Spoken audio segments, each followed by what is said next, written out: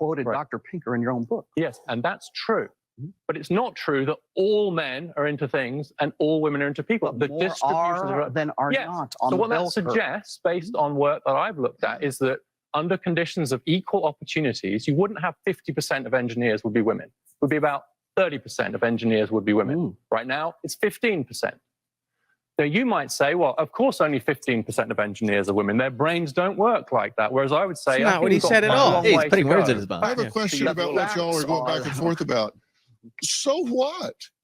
What the hell difference does it make? So what's that have to do with equality? The fact that if men are more into things and women are more into... Damn, Dr. Phil, that was base for Dr. Phil. Damn, he cooked them too. I just want to say real quick, see how also like people know who the non-media friendly people are, which is Rollo. They know in this forum it's acceptable to go at him because everybody knows he's not media friendly. But since Phil is somewhat painted as media friendly, when Phil basically points out that what you're saying is nonsense, he sits back and goes, oh, right. Okay. Yeah. He just takes it. About what y'all are going back and forth about. So what? What the hell difference does it make? What's that have to do with equality? The fact that if men are more into things and women are more into what different? So what does that have to do with equality? Because look, I've been married 40. So I forget the dude's name that Rollo's talking to. He brought up a previous point of Rollo's when Rollo originally was answering this question to Dr. Phil. It was a different kind of way he was segueing, and then whoever this dude is, I forget his name. The who's the dude he's talking to?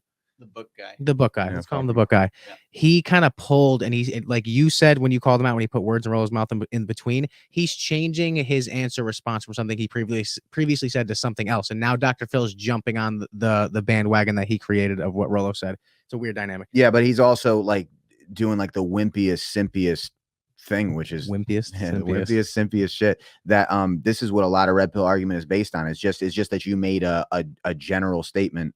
But it's actually not. It's actually a statistical statement. Yeah. And there's nothing inherently negative about assessing that men are more into things and women are more into people. It was up to whoever created the agenda to say that like that's general enough that it's wrong to be that general, which is associated with negativity. Yes. So we're going to say it's bad. Like there is nothing inherently negative about just assessing what men and women are generally interested in at all. Right. It's very like it's very lame. Don't ask the questions I don't want to be asked. They just want the questions that they want the narrative, right? So it's just it's childish. Yeah. So he's the softest one on the panel. He's softer than the chick. The chick's talking about hitting her husband. Sorry, guys. Fact. Yeah. He's like, I would belt this guy, and then Dr. was like, yo, you got to tell me when you're about to belt me. Holy crap. What different? So what does that have to do with equality? Because look, I've been married 46 years. I've been with my Asian dude on the right has just been laughing the whole fucking time. It's fucking cracking me up. My wife for 50 years. We've been married 46, and we are not alike in so many ways. But let me tell you, I don't want to be married to me.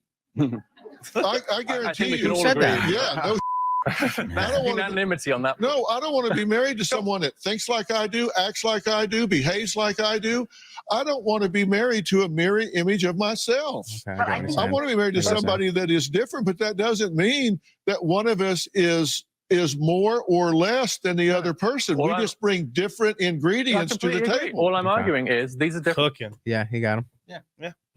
And the thing about it is that's not even red pill. That's just sensible. Yeah. So there's debating red pill, and then there's debating common sensibility. Yep. And that's the level that this dude stooped it down to. Yeah. Differences on average, and they're going to differ in different places. Richard's talking about but we are equality when it comes to opportunity, which I agree with. And Rollo's talking about equality when it comes to outcomes, which he says, we can't predict and we can't create. But I think Rollo wants it for men. I think you want outcomes for men to improve. You just aren't worried about the female outcomes. Okay, what I would like to see is especially for men, is a focus on it, for a focus on masculinity to begin with at all. Because we can't even have this conversation. Right. We could not have this conversation at a major university in the United States right now without somebody shouting. Hang on. Let me interrupt. That's a great point. There's a lot of cuts right there. Yeah, that's a great point. Snip that one. That was another one of his really strong points. Little bomb drops. I want you guys to know who Imran is. He was instrumental in taking Tate down from YouTube. Thank you. Why This dude's smiling like, "Hi, I ruin shit for a living." Wow. was that important to you? Because the ideas that he's spread are toxic to the young men that he's. I get to decide what is speech that people can listen to. Is that not like anti-free speech? Like YouTube, it's not built for free speech, right? It's built, No, it's not. It's built for the algorithm. It's built for, clicks and views and all that revenue. stuff. Yeah, exactly. So it's like the fact that they have that hammer to be like, you figured out our system too well, we're going to suppress you, or we're going to delete you, or we're going to get rid of you, is just ridiculous. And it's one of these things where it's like, they don't even say he's from YouTube, right? They say like he just canceled him off of YouTube, and they say his own like personal entrepreneurship company that he's part of, right? It's like, it's just, as a matter of fact, he probably helped him get even bigger. If let's just say he was the person to kick him off of YouTube, right? Let's just say he was the person who pushed the button or ordered the guy to kick him off of YouTube.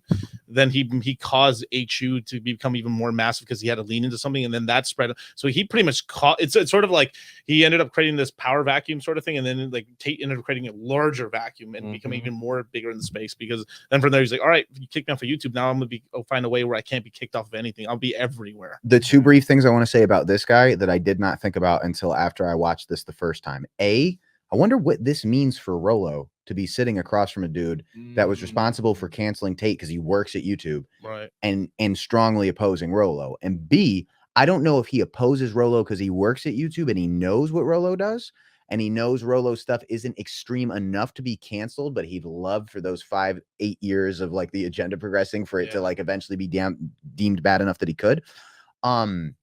I don't know, but I didn't think about that till afterwards. It's because the difference between it is that like so many people knew about Tate that at a certain point they felt like it was affecting YouTube's identity. Like Rollo has a big following, but when Tate was that massive and he's on your platform, they start to worry like, are people going to look at us the platform allowing him to talk like this differently? Yeah, but what I meant is I wonder if he goes at Rollo in this in a second here, and what I'm wondering is if that's because he works at YouTube, so he's all too aware of who Rollo is, or because of the initial statement made by Dr. Phil in the beginning that much of what Andrew Tate says is somewhat of a derivative of Rollo's work.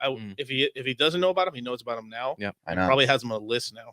That's what I was thinking. That's what I did not like about this. I'm like, to sit across from all the times Fresh and Fit like get flagged and taken down, and they get restricted from going live for a week, and they're actually big enough that when you're like in that upper echelon of being like over a million subscribers, you're close enough with YouTube execs that you can contact them and ask them like, what did we do? How do we get back on?